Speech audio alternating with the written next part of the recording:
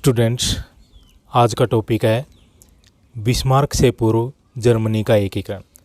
Bismarck से पहले Germany के एकीकरण के लिए कौन कौन से प्रयास किए गए। पहला पॉइंट है पवित्र रोमन साम्राज्य और 1789 ईस्वी की फ्रांसीसी क्रांति। 1789 ईस्वी की फ्रांसीसी क्रांति के समय मध्य यूरोप में एक विशाल साम्राज्य स्थापित था जो पवित्र रोमन साम्राज्य कहलाता था। इस पवित्र रोमन साम्राज्य में 300 से अधिक छोटे बड़े राज्य शामिल थे, जिसमें Austria, Prussia, Saxony, Hanover, Brunswick, Mecklenburg, Bavaria, Württemberg, Baden और हेसे आदि शामिल थे। औपचारिक रूप से ये 300 राज्य अपना एक मुखिया चुनते थे। इस अध्यक्ष के पास किसी तरह की कोई शक्ति नहीं होती थी। पवित्र रोमन साम्राज्य का अध्यक्ष सम्राट होता था। वह न तो कोई आदेश जारी कर सकता था और न ही सेना रख सकता था और न ही किसी प्रकार की नीति लागू कर सकता था। 15वीं सदी से ही परंपरा जो प्रचलित थी उसके अनुसार ऑस्ट्रिया के शासक को ही पवित्र रोमन साम्राज्य का अध्यक्ष चुना जाता था। इन 300 राज्यों के शासक व्यवहारिक रूप से स्वतंत्र थे। पवित्र रोमन साम्राज्य में डाइट नाम की सभा होती थी, जिसमें विभिन्न जर्मन राज्यों के शासक अथवा उनके प्रतिनिधि भाग लेते थे। यह एक औपचारिक संस्था थी। इसके अध्यक्ष पद पर पिछले काफ़ी वर्षों से ऑस्ट्रिया के हैब्सबर्ग वंश का अधिकार था। इस सभा में विभिन्न जर्मन राज्यों के निर्णयों को लिखित रूप में देने के अतिरिक्त और कुछ भी नहीं होता था। 1789 ईस्वी की फ्रांसीसी क्रांति के समानता, स्वतंत्रता और भाईचारे के नारे यूरोप के देशों में भी फैले, जिसने यूरोप के देशों को प्रभावित किया। जर्मनी के राज्य भी इसके प्रभाव से नहीं बच सके। पश्चिमी तथा दक्षिणी जर्मन राज्यों में शासन प्रबंध में सुधार किया गया। लोगों को कोई भी व्यवसाय अपनाने की स्वतंत्रता, कानूनी समानता और संपत्ति की सुरक्षा आदि के अधिकार प्राप्त हुए। फ्रांसीसी क्रांति के कारण जर्मन राज्यों के लोगों में राष्ट्रीय भावना का विकास हुआ। नेक्स्ट है नेपोलियन के कार्य। फ्रांसीसी क्रांति के समय नेपोलियन ने पवित्र रोमन साम्राज्य पर अधिकार कर लिया। उसने अनेक जर्मन राज्यों को नष्ट करके अपनी प्रभुसत्ता के अधीन एक संघ स्थापित कर दिया, जिसे राइन का संघ नाम दिया गया। इस संघ में ऑस्ट्रिया तथा पर्शिया को छोड़कर 16 जर्मन राज्य शामिल थे।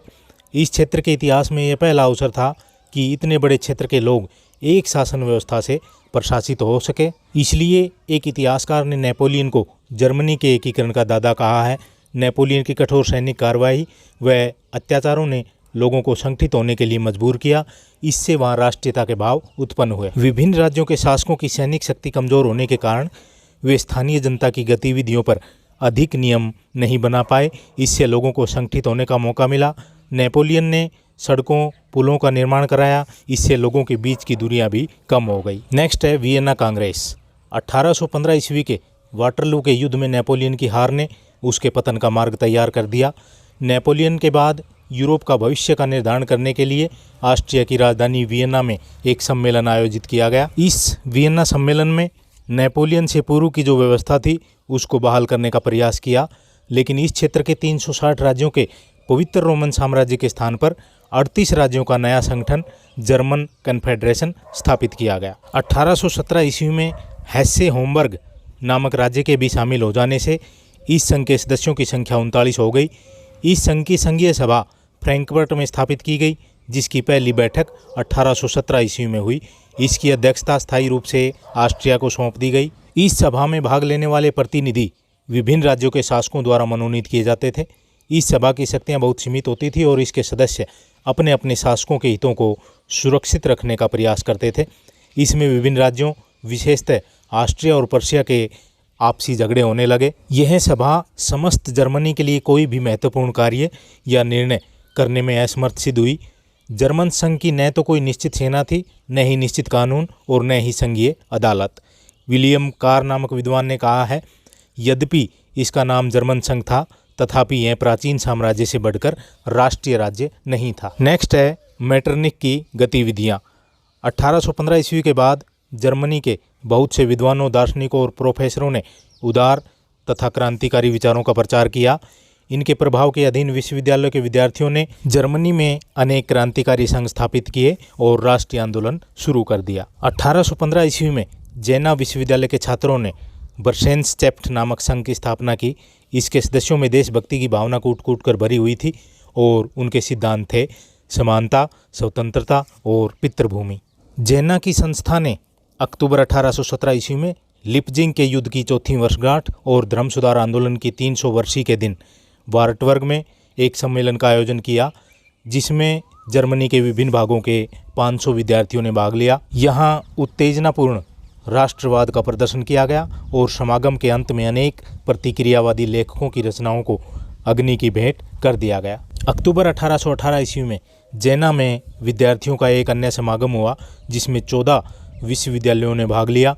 इसमें सर्व जर्मन विद्यार्थी संगठन की स्थापना की गई। मार्च 1819 में जेना बर्सेंसचेफ्ट के एक विद्यार्थी सदस्य कार्ल सैंड ने कोत्जेव्यू नामक एक रूसी साहित्यकार एवं नाटककार की हत्या कर दी, क्योंकि यह अपनी रचनाओं में उदारवाद की आलोचना करता था। जर्मन विद्यार्थियों के इस उदार एवं क्रांतिकारी आंदोलन के कारण मेटरनिख और जर्मन राज्यों के शासक भयभीत हो गए।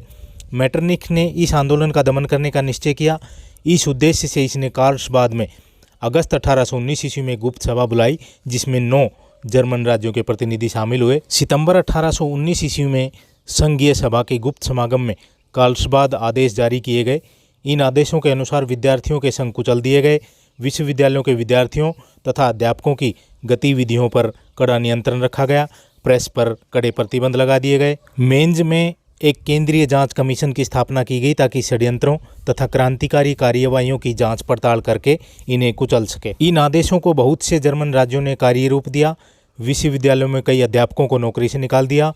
अनेक अध्यापकों और विद्यार्थियों को जेल में डाल दिया गया। कई समाचार पत्रों को बंद कर दिया गया। विद्यार्थियों के संघों को गैरकानूनी घोषित किया गया। कार्लसबाद आदेशों के फलस्वरूप लगभग 10 वर्षों तक जर्मनी में राष्ट्रीय एवं क्रांतिकारी गतिविधियां बंद रही। विभिन्न राज्यों में सुधार कार्य नहीं हो सके। जर्मन राज्य कोई नया संविधान प्रचलित नहीं कर सके।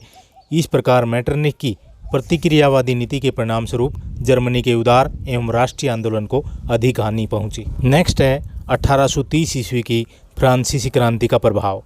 जुलाई 1830 में फ्रांस में दूसरी क्रांति हुई, जिसके परिणाम स्वरूप बुर्बो वंश के चार्ल्स दसम को राजगद्दी से उतार दिया गया।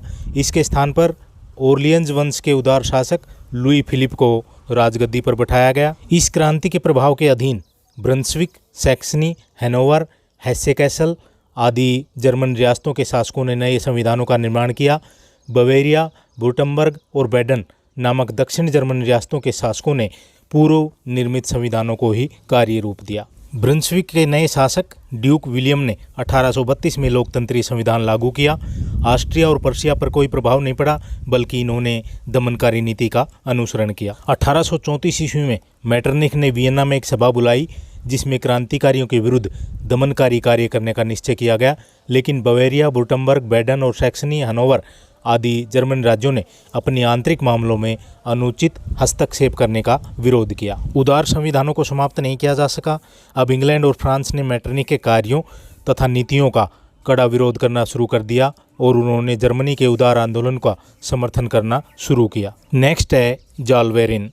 1815 ईस्वी में वियना कांग्रेस के बाद जर्मन क्षेत्र के राज्यों का एक संगठन बनाया गया था।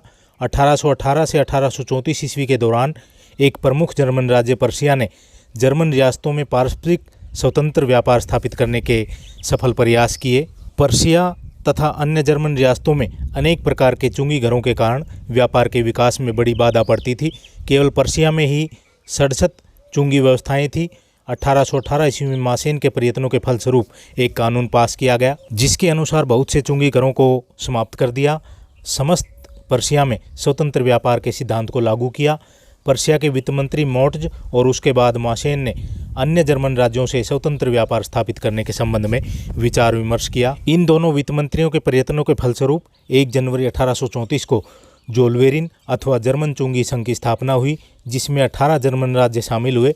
इन्होंने बिना किसी चुंगी करके एक दूसरे के साथ स्वतंत्र व्यापार करना स्वीकार कर लिया। जोलवेरिन की स्थापना एक महत्वपूर्ण घटना मानी जाती है। यह राजनीतिक एकता की ओर पहला कदम था।